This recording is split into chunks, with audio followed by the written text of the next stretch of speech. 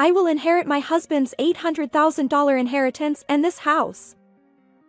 Since we have no children, everything belongs to me. As my sister-in-law spoke with a triumphant air. My name is Amelia, a 45-year-old part-time worker.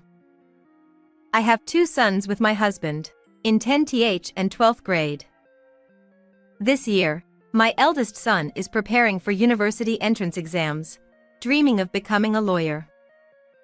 It seems he has always admired lawyers since he was little, perhaps influenced by my brother, Harrison. Harrison is a lawyer who, a few years ago, established his own law firm and now oversees several attorneys. Growing up, my eldest son observed Harrison closely. Even in elementary school, he loved studying and consistently achieved good grades. Whenever Harrison heard that my son aspired to be a lawyer, he enthusiastically supported him.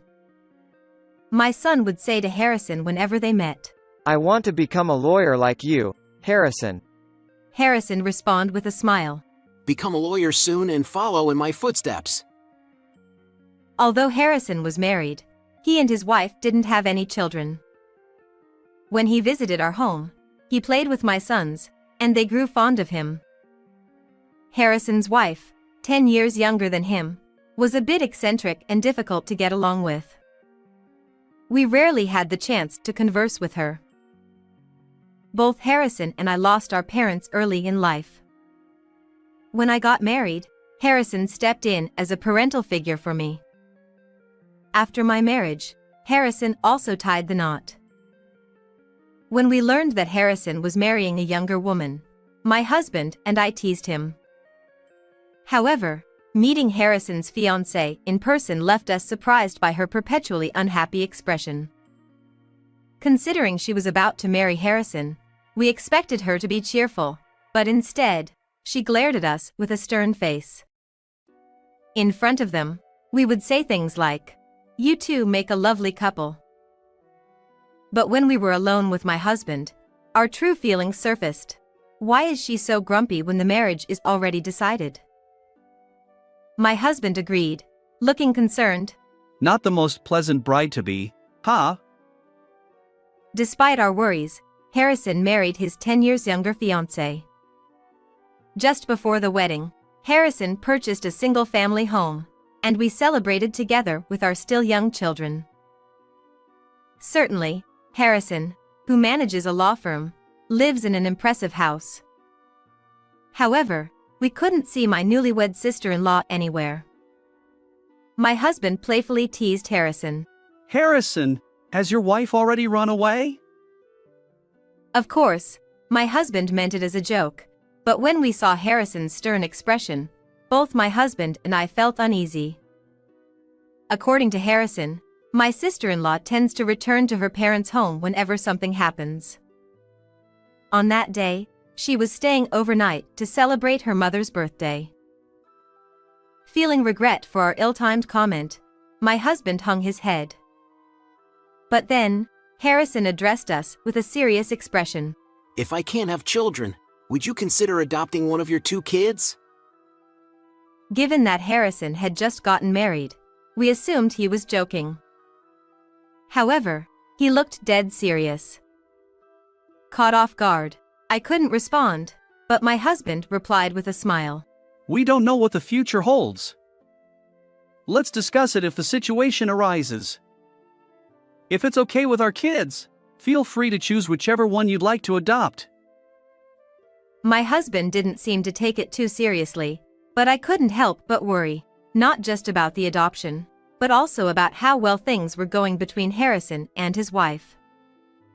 Although it wasn't my place to interfere in Harrison's marital issues, I felt a vague sense of concern. After that incident, our family continued to visit Harrison's home, and he occasionally visited ours. However, my sister-in-law was always absent, and Harrison never mentioned her. I refrained from asking about her. Over a decade had passed since Harrison's marriage, and we had almost forgotten about my sister-in-law's existence. This year, my eldest son achieved his dream of being accepted into the university's law school. When Harrison came over to celebrate, he brought up the topic of adoption again. I've mentioned this before, but could you consider adopting one of your kids? Since Harrison and his wife still hadn't had children, he expressed a renewed interest in adopting one of ours. Unlike the last time, when they had just married, this time Harrison seemed genuinely serious. Even so, my husband responded nonchalantly. Wouldn't it be better to choose our eldest son, who dreams of becoming a lawyer? My husband's words were casual, but considering the significant impact on our sons' lives, I pondered carefully. Although it would be going to their Uncle Harrison's home, I wondered if my sister-in-law might be uneasy about it. I asked Harrison directly because I was worried that my sister-in-law might treat my sons, who aren't her biological children, indifferently. I gathered my courage and inquired, "Is my sister-in-law also in favor of adopting a child?" Harrison responded with a wry smile. Honestly, you don't need to worry about her. We've already discussed it. Hearing that the matter had been settled, I felt relieved. However, we couldn't make an immediate decision, so we decided to consult with our two sons. Since they were already high school students, we wanted them to have a say in their own lives. We didn't delve further into the topic that day, but a few days later, we received a call from Harrison's law firm saying that he had collapsed. Rushing to the hospital where Harrison had been taken, we found the law firm staff waiting anxiously. Harrison had suffered a stroke while working and was unconscious. Although the law firm staff left once I arrived, they informed us that they couldn't reach Harrison's wife. We tried contacting her at home, but she didn't answer, and we didn't even have her mobile phone number. Later, my husband and sons also arrived at the hospital, but we still couldn't get in touch with Harrison's wife. Eventually, our younger son managed to find Harrison's smartphone among his belongings. After unlocking it, he somehow retrieved his wife's mobile phone number. When I called Harrison's wife from his smartphone, she answered with an angry voice. Didn't I tell you not to call me anymore? I'll sue you. Despite her fierce tone, I hesitantly introduced myself. This is Amelia, Harrison's sister. Are you my sister-in-law? Harrison has collapsed and has been taken to the hospital. Once she realized it was me on the phone, her demeanor softened. Oh, I'm sorry. I thought it was Harrison. But more importantly, Harrison collapsed? I explained Harrison's condition and which hospital he was in. She seemed oddly pleased. I have something important to attend to right now, so I can't go to the hospital. But if anything happens, please let me know. With that, she hung up. Even though her husband was in critical condition, I wondered what could be more important. Realizing that Harrison's wife wasn't reliable, we decided as a family to take care of Harrison. Since my eldest son had finished his university entrance exams and was relaxing at home, he accompanied Harrison almost every day. Yet, Harrison remained unconscious, and his wife never visited the hospital or called. Around a week after Harrison was hospitalized, I called my sister-in-law's mobile phone again. She answered promptly and exclaimed with delight. What's wrong? Has he passed away? Her insensitive choice of words made me want to shout back in anger, but I restrained myself and replied, Harrison is still alive. Why aren't you coming to the hospital? In response, my sister-in-law retorted, further fueling my anger. Because there's nothing I can do. I'm not a doctor, and I can't make him recover. Her flippant tone infuriated me even more, and I ended the call right there. I began to wonder if Harrison's desire to adopt one of our sons was due to his troubled relationship with his wife, as they couldn't have children. When Harrison's marriage was arranged, I asked where he had met his wife. He mentioned that they were introduced through a marriage agency. Perhaps his wife had married him with the intention of securing a comfortable life, knowing he was a lawyer. This thought fueled my anger further. When I discussed it with my husband, he revealed something even more unsettling.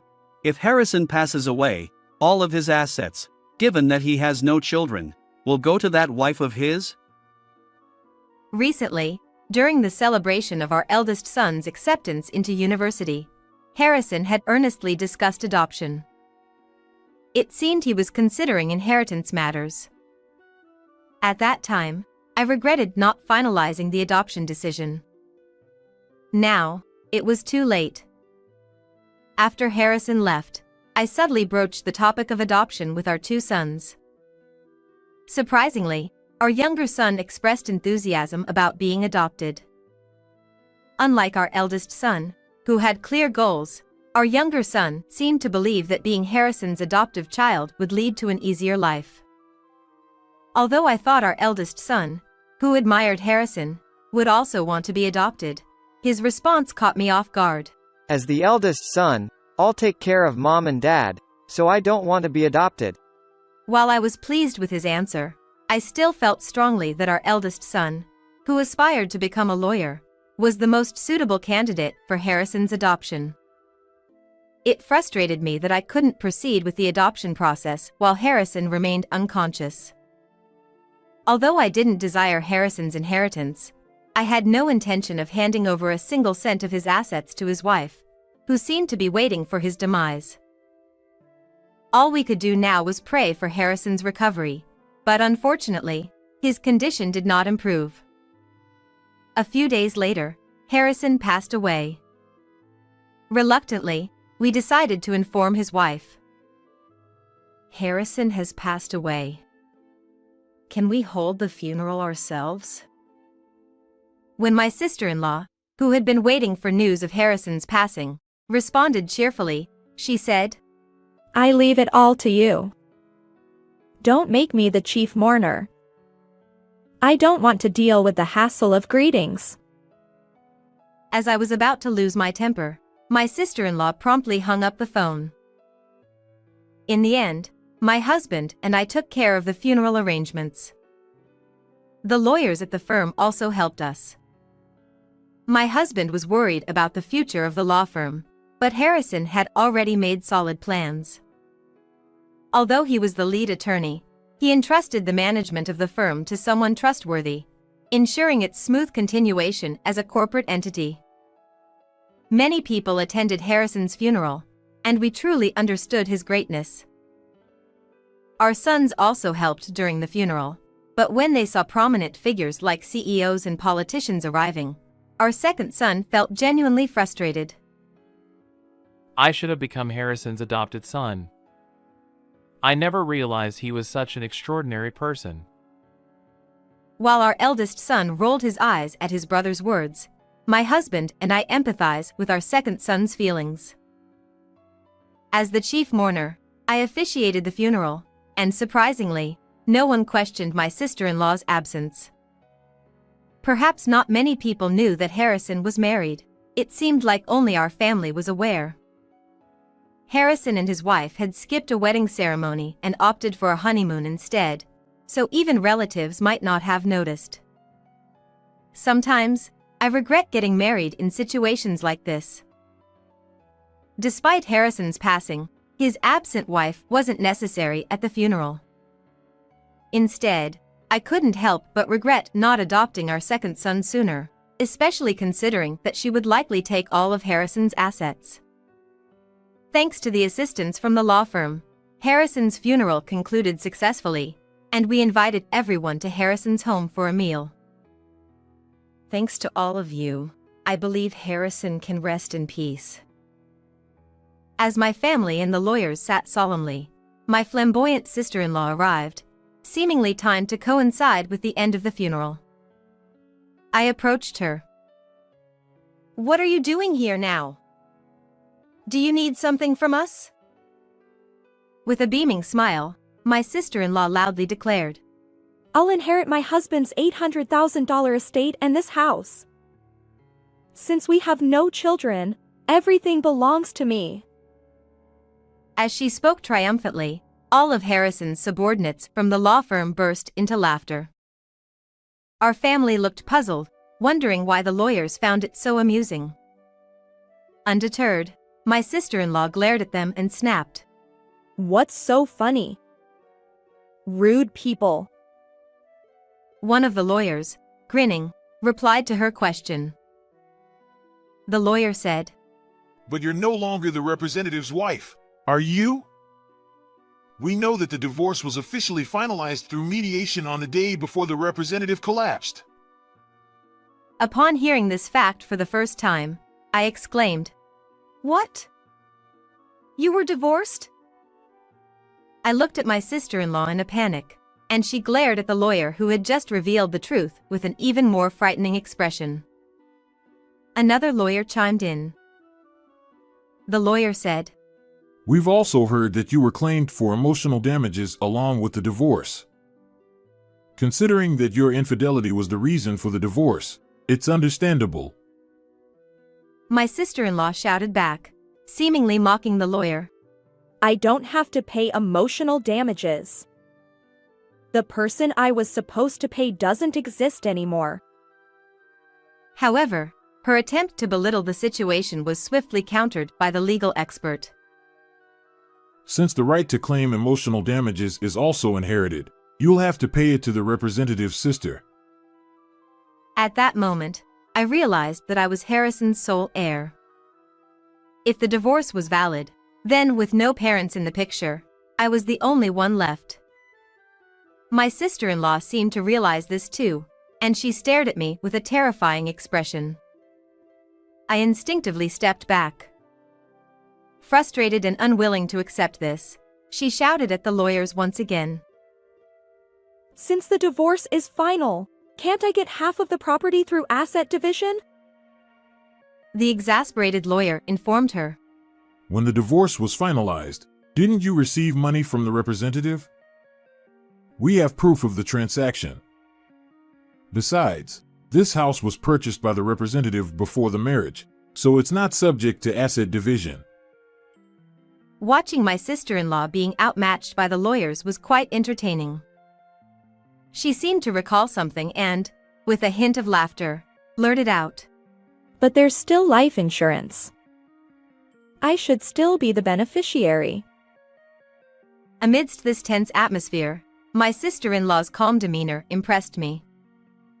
She had confidently claimed to be the beneficiary when she changed the life insurance recipient upon marriage. However, the lawyers promptly refuted her claim. Given the representative's responsible nature, we believe he changed the beneficiary when the divorce was finalized. As instructed, I searched through Harrison's valuables and found the life insurance certificate. My sister-in-law tried to snatch it from me, frantically checking the recipient. But her shoulders slumped when she realized it was still me. With nothing left to gain, she couldn't help but voice her true feelings. Being married to a lawyer, I thought I'd get a fortune, but I ended up with so little. And now, I have to pay emotional damages too. What a colossal failure. The stern-faced lawyer had a retort ready for her. The representative said the same thing. He regretted relying on a marriage agency. He said it was a big mistake. Harrison never told me anything like that, but he was honest with his colleagues and subordinates. The sister-in-law had nothing to say and left Harrison's house with her back bent. After that, the sister-in-law seemed to have agreed to pay the alimony in installments, but she had no job and had to look for one urgently. But she didn't seem to have worked seriously before, and she quit soon. She registered with a marriage agency again to find a rich man and get money easily. She tricked a man into giving her money by saying she needed it for the wedding, but he soon realized and reported her to the police. Harrison's subordinate lawyer told me that the sister-in-law was arrested for marriage fraud. To be honest, I didn't receive any alimony from her. When I went to check with the lawyer about it, that's when the story came up. The lawyer told me with a disgusted face. She's been arrested, so I don't think you'll get any alimony for a while. I didn't care about the alimony. I felt better knowing that the sister-in-law got what she deserved. I think Harrison would have wanted that too. I wanted the police to thoroughly investigate her other crimes and give her a heavy sentence in court. Unexpectedly, I inherited Harrison's property. My whole family moved to the house that Harrison left behind. We used to live in a rented apartment, so we were all very happy to live in a house. We all followed in Harrison's footsteps, but my eldest son studied harder than ever and worked hard to become a lawyer. He admired the lawyers who defeated the sister-in-law even more. He couldn't become an adopted child, but I hope he inherits Harrison's will and becomes a great lawyer like him. Only my second son was angry that I inherited all of Harrison's property and regretted it. I should have been Harrison's adopted child. Then I could have inherited everything. I smiled at my second son, who was joking half-heartedly. How did you like this story? Please subscribe to our channel. See you in the next video.